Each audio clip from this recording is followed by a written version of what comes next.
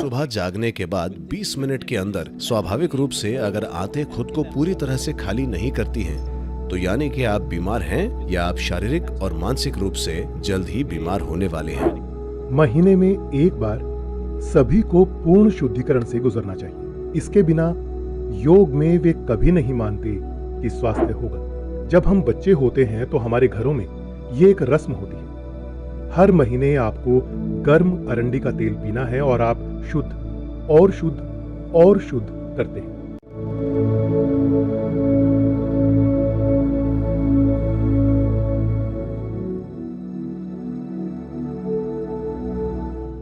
महीने में एक बार सभी को पूर्ण शुद्धिकरण से गुजरना चाहिए। इसके बिना योग में वे कभी नहीं मानते कि स्वास्थ्य होगा, क्योंकि ये किसी भी प्रकार के परजीवी से निपटने का एक तरीका था जो बढ़ सकता है। सभी परजीवी खतरनाक नहीं होते। ऐसे परजीवी होते हैं जिन्हें आप देख नहीं सकते हैं। वे प्रकृति में सूक्ष्म हैं। तो एक बार जब आप प्रकृति में रहते हैं, प्राकृतिक तत्वों के संपर्क में आते हैं, शरीर में रहने वाले परजीवियों की संख्या में काफी वृद्धि होगी। कुछ परजीवी जीवन के लिए खतरनाक हो सकते हैं, कुछ परजीवी शारीरिक प्रणाली को नुकसान पहुंचा सकते हैं, लेकिन अधिकांश नुकसान नहीं करते हैं। वे आप पर निर्वाह करते हैं और वे भी कुछ योगदान करते हैं। शरीर उनसे ज्यादा नहीं लड़ता है और ये चलता रहता है। वो ठीक है, लेकिन समय के साथ साथ जैसे जैसे इनकी संख्या बढ़ती है, उन्हें साफ करना होगा। इसलिए इन प्रणालियों को मुख्य रूप से संपूर्ण सफाई के लिए डिजाइन किया गया, जहां ये पूरी तरह से शुद्ध हो सकता है। क्योंकि भारत में हम इसे आगे से निकालने में विश्वास नहीं करते, हम इसे पीछे से बाहर करना चाहते हैं। उनमें से कई पारंपरिक दक्षिण भारतीय परिवारों में पले बड़े हैं। हर महीने अरंडी का तेल पिएं और खुद को शुद्ध करें। वास्तव में जब हम बच्चे होते हैं तो हमारे घरों में ये एक रस्म होती है। हर महीने आपको गर्म अरंडी का तेल पीना है और आप शुद्ध और शुद्ध और शुद्ध करते हैं। 2 घंटे बाद पानी पिएंगे तो सिर्फ शुद्ध पानी निकलेगा। उस हद तक आपकी मलाशय को पूरी अच्छी तरह साफ किया जाता है। जब हम बड़े हो रहे थे तो ये कुछ ऐसा है जो हम सभी के साथ नियमित रूप से किया जाता था।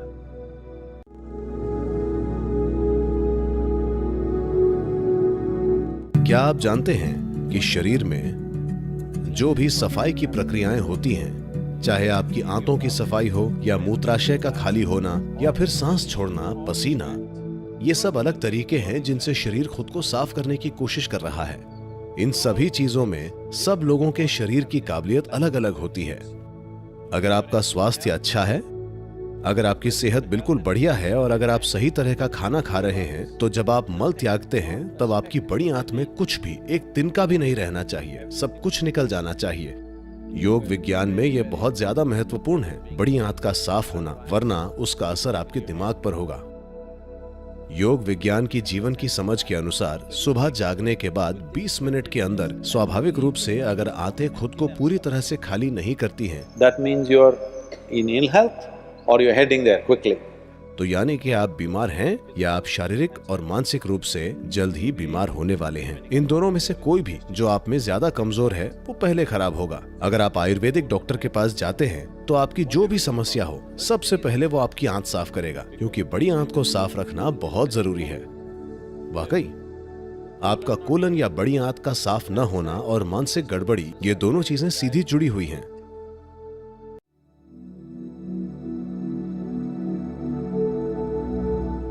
एक सरल चीज है, कम से कम महीने में 2 बार एक दिन 24 घंटे का समय बिना किसी भोजन के गुजारना चाहिए। सिर्फ पानी।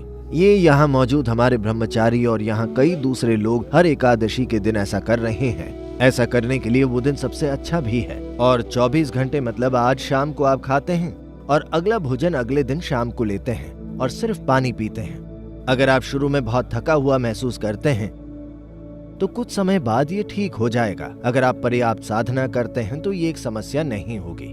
इसके अलावा अगर आप थका हुआ महसूस करते हैं तो आप उसमें एक नींबू निचोड़ सकते हैं और आप उसमें 1 चम्मच शहद भी मिला सकते हैं। ये आपको चालू रखेगा। महीने में 2 बार ऐसा करना और नियमित रूप से अपनी साधना करना सुनिश्चित करेगा कि शरीर साफ है। ये चक्र ग्रहों के चक्रों के साथ जुड़े हुए हैं। चांद के चक्रों से, सूरज के चक्रों से, सब कुछ। चांद के चक्र, सौर चक्र और पृथ्वी के चक्र शरीर के लिए बहुत महत्वपूर्ण है। अगर व्यक्ति में जरूरी जागरूकता है तो वे देख सकते हैं कि किस दिन शरीर को खाने की जरूरत नहीं होती है। हर दूसरा प्राणी ये जानता है, अफसोस मनुष्य इसे भूल गए हैं, क्योंकि उनकी विचार प्रक्रिया या उनके बचकाने मन ने उनके सिस्टम में मौजूद हर दूसरी इंद्री को दबा दिया है। अगर आप अपने सिस्टम को ध्यान से देखते हैं तो आप देखेंगे कि किसी खास दिन आपको खाने का मन नहीं करेगा। उस दिन आपको खाना नहीं चाहिए, पर नहीं।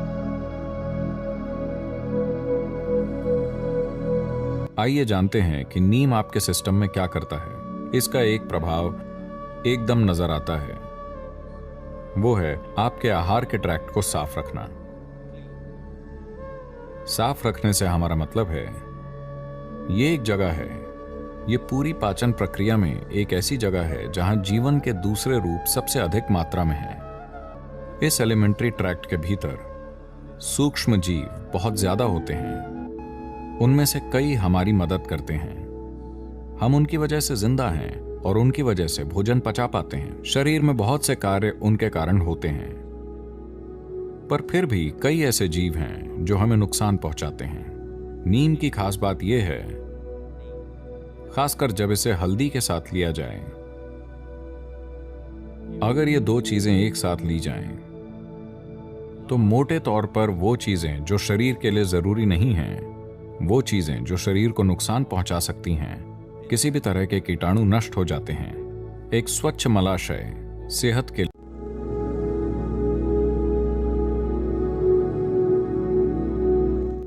तो हर कौर को 24 बार चबाइए। 1, 2, 3, 4, 24 बार चबाइए। अब आप देखेंगे कि आप किसी दूसरे से ज्यादा समय लेंगे, पर आपका खाना पेट में जाने से पहले मुंह में ही पच जाएगा। इससे सुस्ती नहीं आएगी।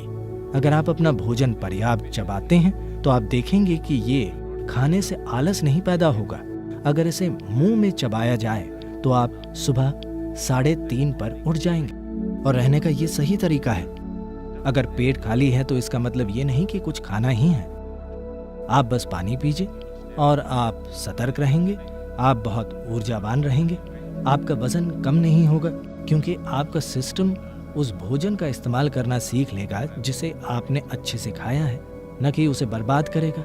ये आर्थिक और पर्यावरण दोनों रूप से दुनिया के लिए बहुत अच्छा है, और आपकी सेहत के लिए भी बहुत अच्छा है। अगर आप इस तरह खाते हैं तो शायद आप कभी बीमार नहीं पड़ेंगे।